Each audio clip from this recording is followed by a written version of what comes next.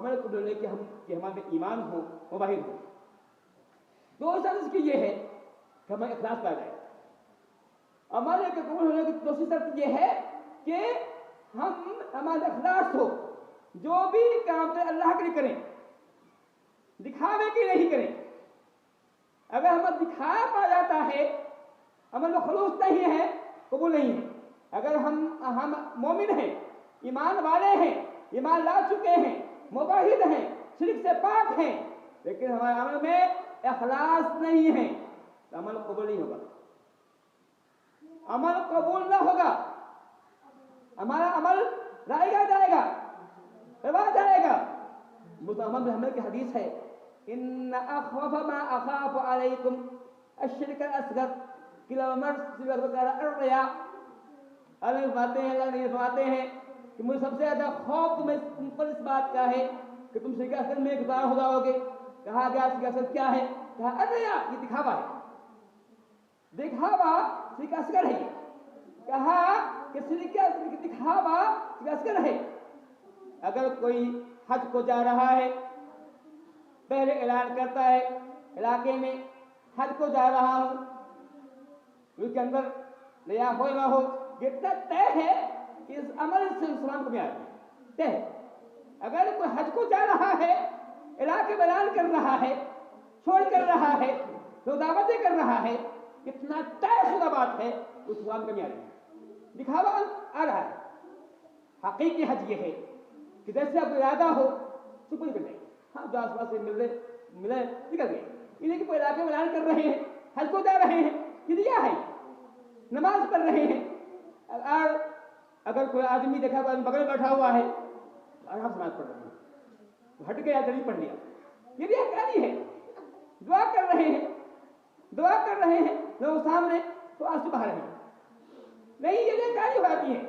بلکہ دعا کا طریقہ اسلامی یہ ہے، اسلام میں یہ ہے، اللہ فرماتے ہیں ذکر اللہ خالص عیناہ، بخاری مسلم کی حدیث ہے کہ سب سے اچھی دعا یہ ہے، سب سے اچھا اللہ کو یاد کرنا یہ ہے کہ ہمیں اللہ کو اکیلے میں یاد کرے، تنہائی میں اور اس کے آنکھ سے آنسو بہہ پڑے، یہ دعا ہے۔ اکیلے میں، تنہائی میں، جب کوئی نہیں ہو وہاں اکیلے میں اللہ کو یاد کیجیے، اللہ کے خوف سے، اللہ کی محبت میں، جنت کی چاہت میں، جہنم کے ڈر سے، قبر کے عذاب سے، کے خوف سے آپ کے آنکھ میں آنسو آ جائے، یہ اعلیٰ درجہ کی دعا ہے، یہ دعا ہی مقبول کرتی ہے۔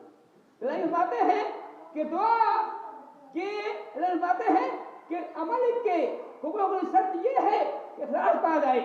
کوئی بھی کام کر رہے ہیں، اگر کوئی آدمی جہاد کر رہا ہے، جہاد بہت ہی اونچا کام ہے، بہت ہی اعلیٰ کام ہے، بہت ہی بڑا کام ہے، لیکن جہاد کر رہا ہے، دل میں یہ ہے کہ لوگ کہے گا کہ بہادر آدمی ہے، تو اس کا عمل برباد ہو جائے گا۔ اللہ کے نبی کی حدیث ہے، قیامت کا دن ہوگا، اللہ تعالیٰ ایک شہید کو لائے گا اور کہے گا کہ اس شہید کو جہنم داخل کر دو۔ شہید کہے گا اللہ یہ کیسے ہوگا؟ میں نے تیرے راستے میں قتال کیا تھا، جنگ کیا تھا تاکہ تیرا دین بلند ہو، میں نے اس کے لیے مال خرچ کیا تھا، جان کی قربانی دے دی تھی۔ اللہ کہے گا کہ اے بندہ تو نے اس نے کیا تھا کہ تمہیں لوگ جو مجاہد کہیں، تمہیں لوگ بہادر کہیں، یہ کہا جا چکا ہے، اب تمہیں کچھ نہیں ملے گا۔ معلوم ہوا کہ اگر جہاد بھی کر رہا ہے، دل میں یہ ہے کہ لوگ کہیں گے کہ بہادر آدمی ہے، بہت مجاہد آدمی ہے، دل میں بات آ گئی، آپ کا عمل برباد ہو گیا، ضائع ہو گیا۔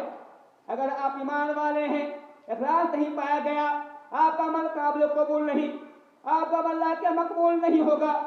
معلوم ہوا کہ ضروری ہے کہ آدمی اسی حدیث کے اندر ہے اللہ تعالیٰ کا بلائے گا، ایک آدمی سے بہت مال خرچ کیا ہوگا، مسجد تعمیر کی ہوگی، مدرسے بنائے ہوں گے، یتیم علماء کی مدد کی ہوگی، اللہ بلائے گا، اے بھائی اس کو جہنم میں ڈال دو۔ وہ کہے اللہ تعالیٰ کیوں؟ معاملہ کیا ہے؟ کیا میں نے نمازیں نہیں پڑھی تھی؟ کیا میں نے مدرسے کی تعمیر نہیں کیے تھے؟ کیا میں نے مسجد نہیں بنایا تھا؟ کیا بڑا بڑا کام میں نے نہیں کیا تھا؟ لوگوں کا ہاتھ میں کیا تھا، لیکن تیرا ارادہ یہ تھا کہ تم کو لوگ کہے وہ سخی آدمی ہے، فیاض آدمی ہے، بہت خرکت آدمی میں یہ بات تھی. تم یہ بات پہلے ہی دنیا میں کہی جا چکی ہے، اب تمہیں کا بدلہ نہیں ملے گا. معلوم ہوا کہ عمل وہی قبول ہوگا جس میں اخلاص ہو. تو پہلی چیز ایمان، دوسری چیز یہ ہے کہ جو بھی کام کرے اللہ کے لیے کرے، اللہ کے رضا کے لیے کرے، لوگوں کو دکھانا مقصود نہیں ہو. اگر ایسا معاملہ ہے تو ہمارا